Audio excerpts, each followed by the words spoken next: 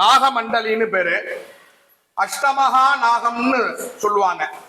அனந்தன், வாசிகி, தக்ஷன், கார்கோடகன், புலிகன், சங்கபாலன், பத்மன், மகாபத்மன், அஷ்டமகா நாகம்.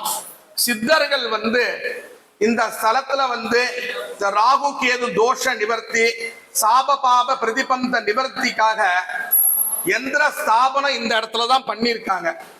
எந்திர ஸ்தாபனம் பண்ணி அது மேல நாகர் கட்டு போட்டிருக்காங்க. அந்த சக்தி, அந்த தோஷத்தெல்லாம் நிவர்த்தி பண்ணதுக்கு உண்டான அந்த சக்தி இந்த இடத்துலதான், அந்த கேலக்சி பவர்னு சொல்லுவோமோன்னு அந்த சக்தி இந்த இடத்துலதான் இருக்கு. இதுக்குள்ள அந்த எந்திரம் இருக்கு. அந்த எந்திரத்தை வச்சு மேல நாகமண்டலி அந்த கட்டு போட்டிருக்காங்க. ரொம்ப விசேஷமான இடம். இந்த ஸ்தலத்துல சுவாமி, அம்பாள், ராகு கேது எவ்வளவு ஒரு முக்கியமோ அதே மாதிரி இந்த அஷ்டமகா நாகம் இந்த இடம் முக்கியம். ரொம்ப விசேஷமான சன்னதி. நல்லா பிரார்த்தனை பண்ணீங்க.